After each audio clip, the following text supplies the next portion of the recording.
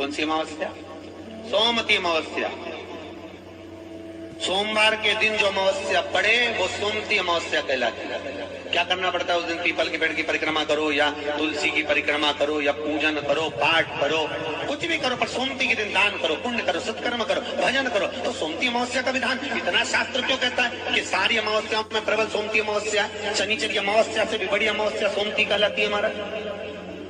तो कहा उस दिन सारे जितने भी ग्रह हैं, जितने भी ग्रह, सारे ग्रह चंद्रदेव के साथ मिलकर भगवान शंकर की आराधना में डूबते हैं।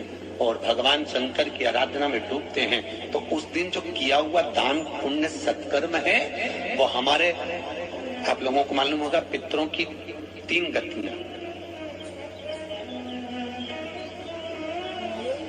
पितर, आहूत, वासु।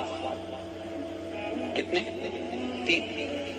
गर्भ में जो चले गया आहूत है, कुमारी अवस्था में गया जिसकी शादी नहीं हुई, आहूत। पितर, बहुत सारी तमन्ना थी, बहुत कुछ करना चाहता था और अचानक चले गया, मर गया, पितर गिनती है। वासु, जो एक्सीडेंट आदि, खांसी, सुसाइड, वासु। 3। शास्त्र कहता है सोमवती अमावस्या के दिन ये तीनों आहूत, पितर, वासुक, जहां पर घर की कुल की माता पीपल की परिक्रमा करती है या तुलसी की परिक्रमा करती है या पूजन करती है या दान करती है सोमवती अमावस्या के दिन, तो ये तीनों को उसका भाग प्राप्त हो जाता है, तीनों तर जाते हैं। फिर उनको पिंड की जरूरत नहीं पड़ती महाराज, उनको तर्पण की जरूरत नहीं पड़ती। इसलिए सोमवती अमावस्या का क्रम हमारे हिंदू धर्म में ज्यादा वर्णित किया गया।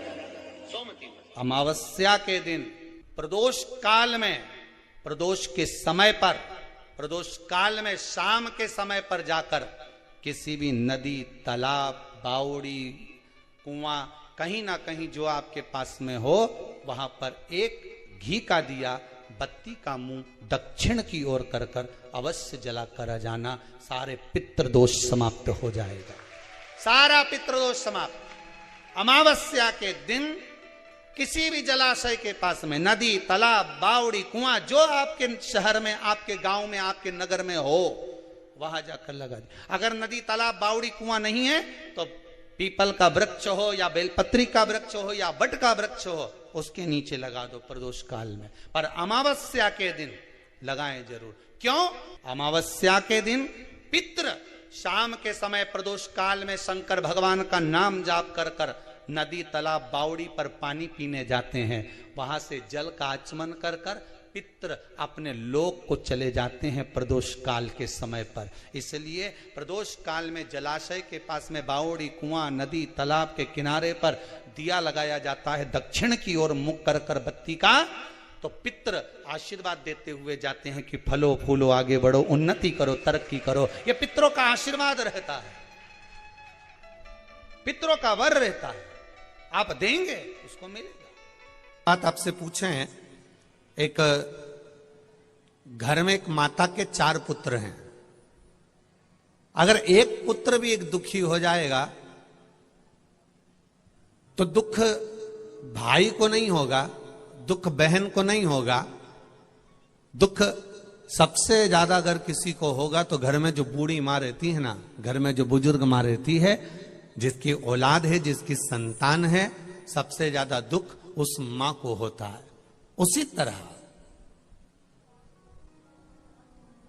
कार्य में अगर कोई कथा हो रही है, भजन हो रहा है, कीर्तन हो रहा है, शिव पुराण हो रही है, और उसमें कहीं थोड़ी बहुत अड़चन उत्पन्न होती है तो मेरे महादेव को, मेरी माता पार्वती के भी हृदय में थोड़ा सा भाव दुखी होता है। पर जब संपूर्ण आनंद के साथ कथा चलती है तो मेरा महादेव और माता पार्वती भी प्रसन्न चित्त में वर प्रदान कर देती है। एक सुख का अनुभव हो जाता है, एक आनंद का अनुभव हो जाता है। महाराज, भक्ति, विश्वास, भरोसा ये निश्चित होना चाहिए। शिव महापुराण की कथा कहती है 3 दौलत सबसे बड़ी होती है। दुनिया की सबसे बड़ी दौलत में 3 दौलत है। पहली है तुम्हारे घर में धन बढ़े उससे मतलब नहीं होना चाहिए, तुम्हारा दिल बड़ा होना चाहिए। ये दुनिया की सबसे पहली दौलत है।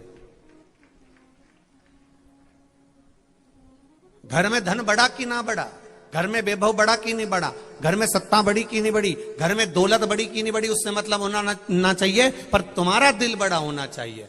कोई आया आतिथ्य भाव दिया, कोई आया एक लोटा पानी पिला दिया, कोई आया एक अन्न से कुछ भी नहीं लेकर आए खाने का तो गुड़ की डली ला कर दे दी, कुछ नहीं है खाने का, एक कटोरी में थोड़ा सा गुड़ लाया और उसको दे दिया। अर्थात उसको लगे कि इनका दिल कितना बड़ा है साहब, हमें पहचानता नहीं, जानता नहीं, एक दूसरे को जानने का कोई काम नहीं, उसके बाद भी मेरा मुंह झूठा करा दिया।